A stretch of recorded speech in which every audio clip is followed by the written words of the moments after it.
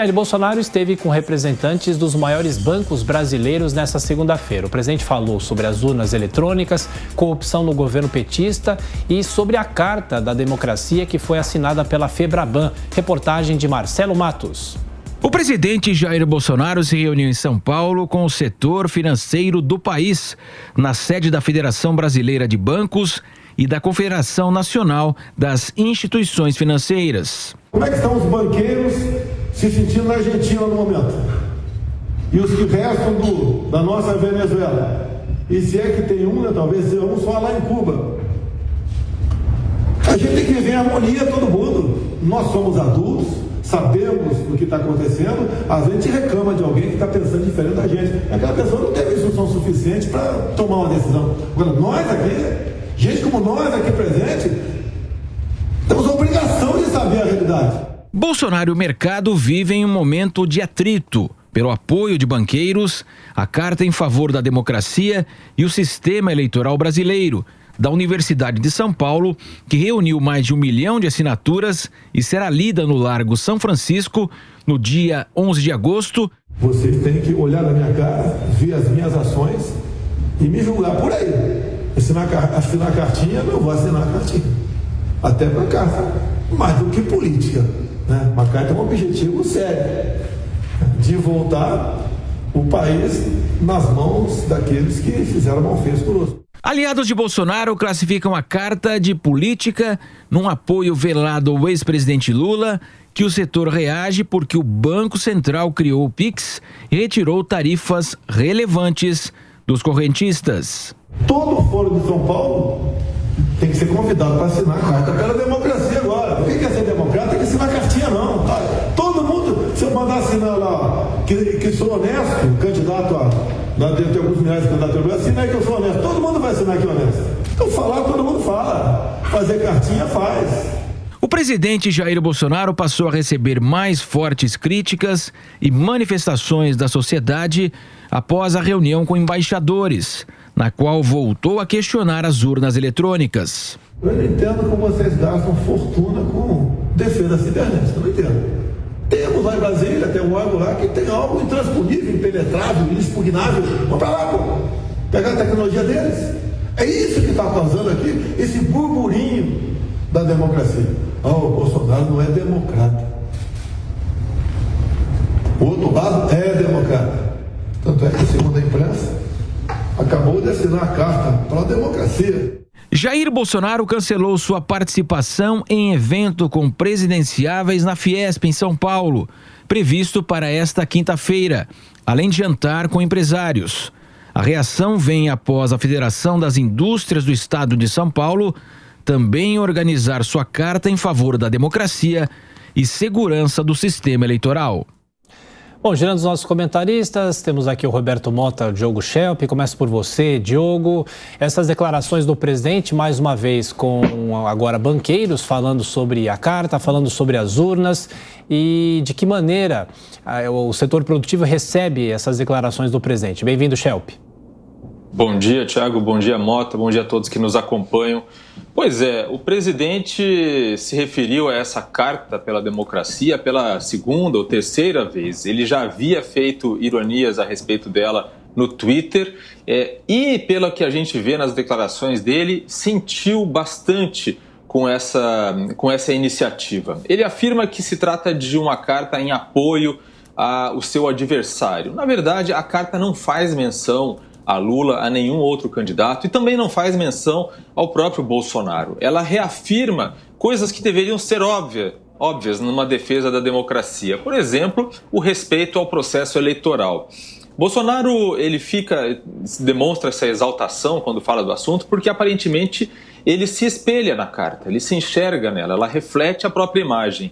Porque ela fala justamente sobre essa questão de respeito ao processo eleitoral, e a gente sabe que o governo, o presidente, tem criticado muito, feito muitos ataques ao processo eleitoral, mesmo não havendo sequer mais tempo hábil para fazer mudanças significativas nesse processo. A questão das urnas com com voto impresso, com comprovante impresso do voto eletrônico, já foi decidida no ano passado na Câmara dos Deputados. Ou seja, que não haverá esse sistema para essas eleições. É possível discutir para as próximas e é legítimo fazer isso. Mas discutir a mudança na regra do jogo, quando o jogo já está em andamento, obviamente que é uma atitude que para muitas pessoas pode ser entendido como uma atitude de mau perdedor ou de alguém que está se antecipando a uma derrota. O presidente também fez críticas ali, veladas ao sistema financeiro, aos banqueiros. Ele parece ter percebido que está perdendo o apoio do grande empresariado. Mas a resposta é simples: o empresariado não tem uma preferência por esse ou aquele candidato. O empresariado quer estabilidade, quer segurança jurídica, e qualquer coisa que leve ou que possa ser entendido como uma ruptura institucional é ruim para os negócios. Roberto Mota, o presidente faz bem em retomar essas críticas e falando principalmente para o setor produtivo do país? Bem-vindo. Bom dia, Tiago. Bom dia, Diogo. Bom dia, nossa audiência. É sempre bom ter uma chance de debater e esclarecer. Eu já lancei aqui um desafio alguns meses atrás. Me apresentem um único ato antidemocrático do presidente da República. O desafio está pendente até hoje. O presidente disse que não precisa assinar essa carta. Não precisa mesmo, porque é uma cartinha que diz defender a democracia, mas ignora importantes violações do Estado de Direito. A reportagem disse que Bolsonaro e o mercado vivem um momento de atrito. Olha, não vivem não. O mercado está muito bem. A previsão do crescimento do PIB para o ano que vem é de 2%. O Brasil tem uma inflação projetada que é menor do que a dos Estados Unidos. O Brasil passou da 13ª para a 10ª posição entre as maiores economias do mundo. Quanto a essa história de banqueiros, tem uma declaração de um ex-presidente: para que você quer tanto dinheiro, imbecil? Eu dou um doce para quem adivinhar quem deu essa declaração, quem disse essa frase, se referindo aos banqueiros. Não foi o presidente Bolsonaro. Quanto à posição da Fiesp, é sempre importante lembrar: o presidente da Fiesp é Josué Gomes, filho de José de Alencar, que foi vice do candidato do PT. Quanto à democracia desta carta, é mais ou menos como a democracia que vigorava na República Democrática da Alemanha. As gerações novas provavelmente não se lembram. Era a metade comunista da Alemanha. A Alemanha foi dividida depois da Segunda Guerra Mundial. Entre 1949 e 1990 existia uma República Democrática da Alemanha que de democrática não tinha nada. Assim como nesta carta pela democracia, não há nada, absolutamente nada, sobre inquéritos ilegais, prisões arbitrárias, criação de crime por analogia, juízes que dão declarações políticas, juízes que violam o sistema acusatório. O objetivo dessa carta, meus amigos, não é defender a democracia. O objetivo da carta é criar uma narrativa. O objetivo da carta é eleitoral e eleitoreiro. E já que estamos falando de carta, falemos também, mais uma vez, do Manifesto em Prol das Liberdades, que foi criado por um grupo de advogados de direita e que já tem 823 mil assinaturas, mas do qual, misteriosamente, ninguém fala.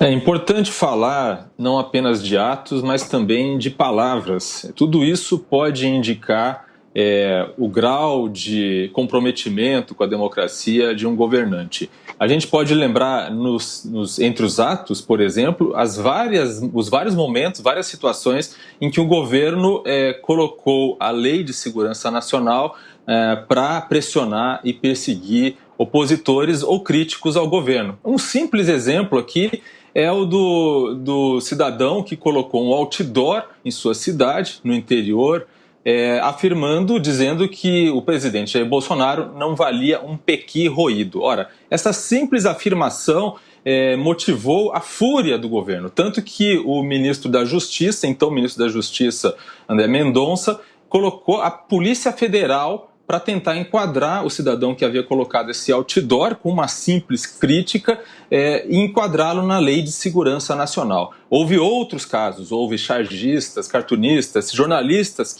que foram perseguidos, que se tentou censurar com essa lei, que foi depois derrubada. E há também as inúmeras declarações do presidente Jair Bolsonaro defendendo o período da ditadura militar no Brasil, chamando o golpe de 1964 de revolução e dizendo aí sobre a situação atual que não reconheceria um resultado ou que não haveria eleições caso não se acatasse a sua exigência de que houvesse um sistema diferente do atual. Esses são apenas alguns pequenos exemplos e há muitos outros, inclusive já foi feito um levantamento com centenas de atos que podem ser interpretados como autoritários pelo governo. Esses são os fatos. E aí não é possível deixar de olhar para eles. Em relação aos banqueiros e ao empresariado, o grande empresariado, acho que vale a pena lembrar o seguinte, como eu disse, para eles o que importa é que os negócios não sejam prejudicados e para isso eles precisam de estabilidade.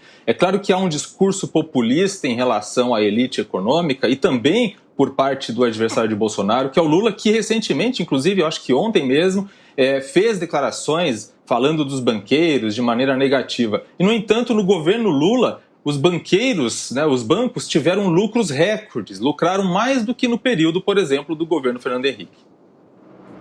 Diogo, com todo respeito à sua opinião, você mesmo disse, são pequenos atos, você mencionou inúmeras outras... Não falei que eram pequenos atos. Deixa eu terminar, por favor. Eu falei que eram pequenos exemplos. Deixa eu terminar, por favor. Eu respeitei o seu direito, por gentileza. Mas não coloque palavras na minha boca.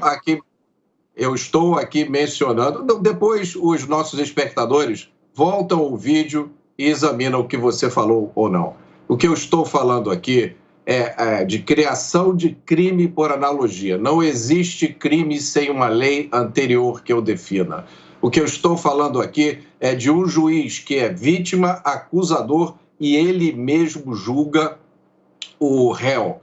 O que eu estou falando aqui são de prisões arbitrárias. Eu não estou falando de tentativas, eu não estou falando de uma coisa que quase foi feita. Eu estou falando de pessoas que ficaram vários meses em uma cela de prisão pelo simples ato de emitir uma opinião. Eu estou falando aqui de um deputado que constitucionalmente é imune por seus atos, por suas palavras e os seus votos. Eu estou falando aqui de advogados que ficaram anos sem ter acesso aos autos do processo dos seus clientes. Você mesmo sabe, Diogo, que essas são violações gravíssimas do chamado Estado de Direito. Se isso acontece com essas pessoas, todos nós estamos sujeitos amanhã a ser alvo de um inquérito ilegal desses ou de uma prisão, por uma simples opinião. Nenhum desses atos veio do presidente da República. Então, no mínimo, a gente tem que ter equilíbrio.